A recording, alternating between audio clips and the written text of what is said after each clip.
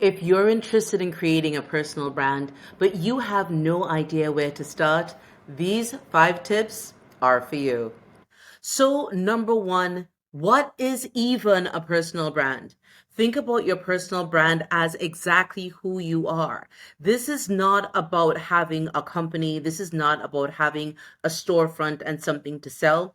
This is exactly who you are. Your personal brand is you. So, when people come to you for advice, what do they typically come to you advice for? What is that thing that you do well, that thing that you do authentically and naturally, that thing that is unequivocally you? That is your personal brand.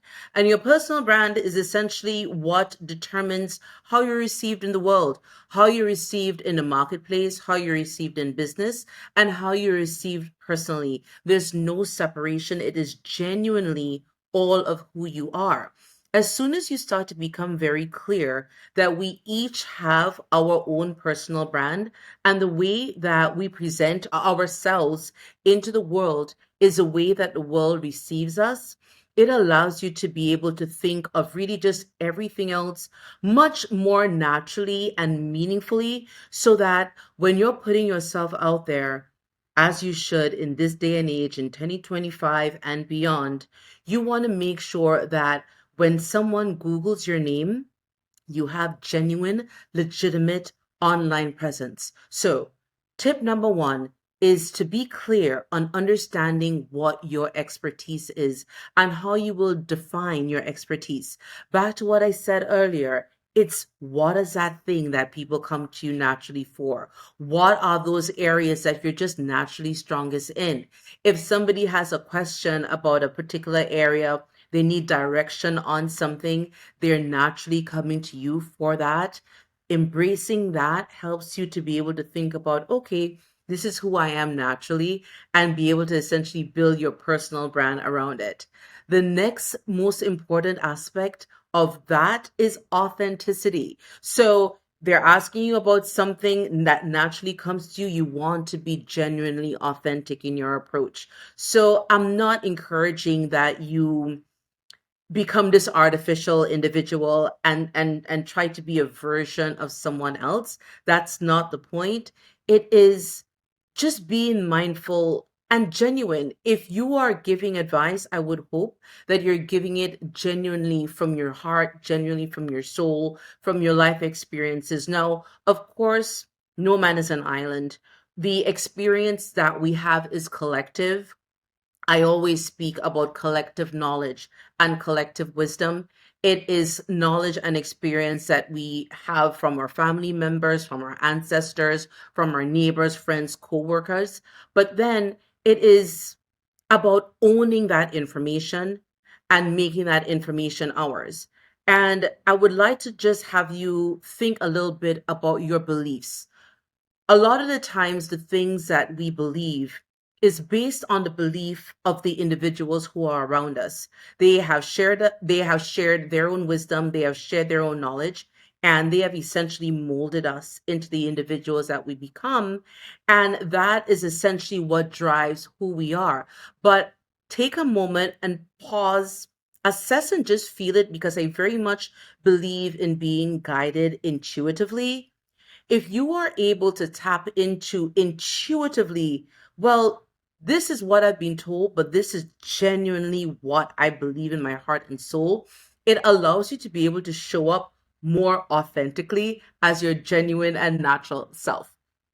The third point is to start to establish meaningful online presence.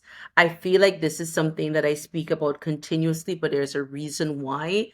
We live in a time where you are who Google says you are. If you haven't seen that video, please definitely check out Who Do You Say You Are? It's one of my videos on YouTube. But at the end of the day, as harsh as that might sound, that is just a reality of the life and the world that we live in.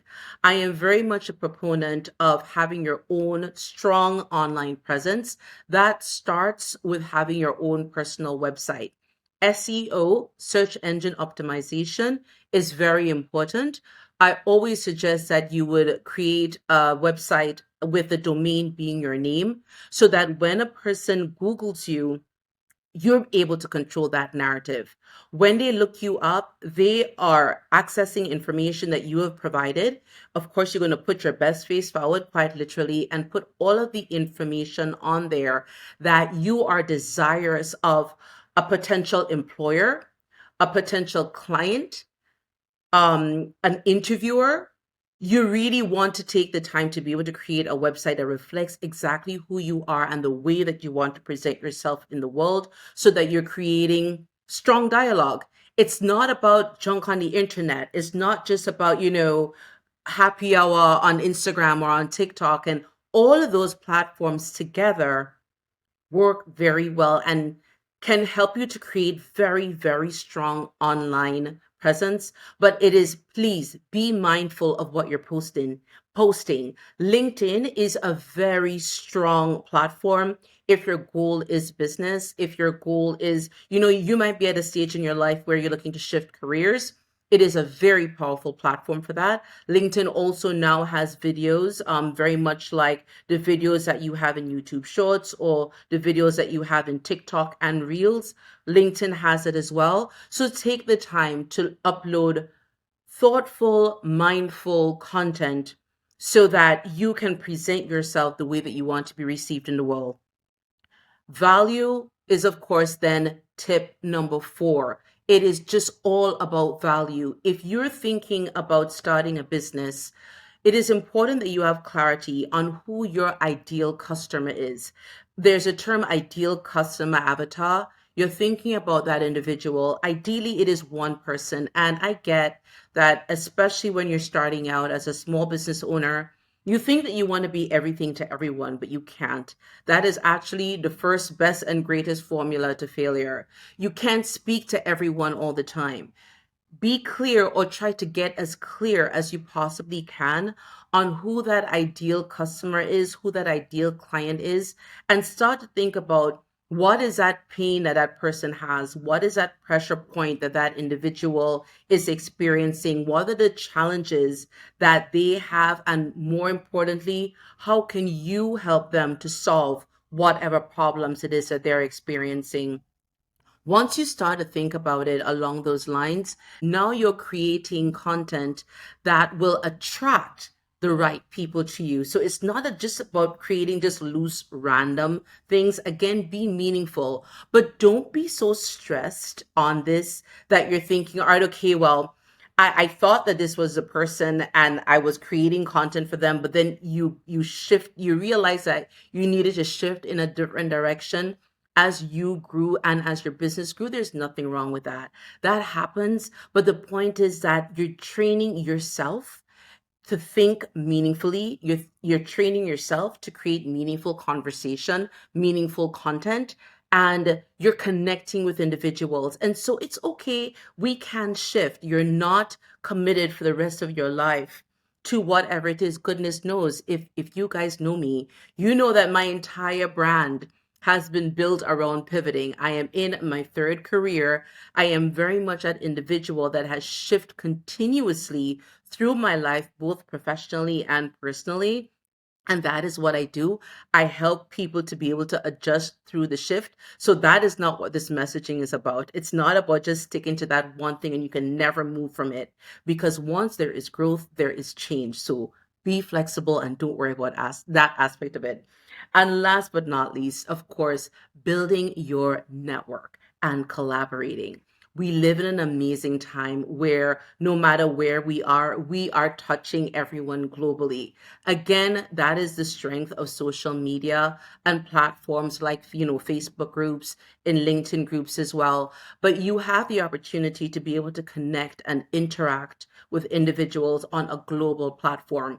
Depending on what that business is, if it is more local, then certainly connect with your local associations and the different networking groups that may be available. Eventbrite is an amazing spot to be able to connect locally, depending on where you are. I actually do very much enjoy using it if I am traveling, particularly within the United States. If there's a networking group that's, a networking event that I might be interested in attending wherever it is that I am, it's a great tool for that. Because again, depending on what your business is, If it is something that is more online and not hyper local, this is a great tool for that. But in general, guys, we live in an amazing time, and what you put in is what you get out. And I am just suggesting that everything that you create and everything that you put out it is created meaningfully and it is put out meaningfully. As always, I hope this helps. If you have any questions, never hesitate to ask. And I hope that I have provided you with the tools necessary for you to start to consider how to create an amazing personal brand. Have a great day, guys. Take care. Bye bye.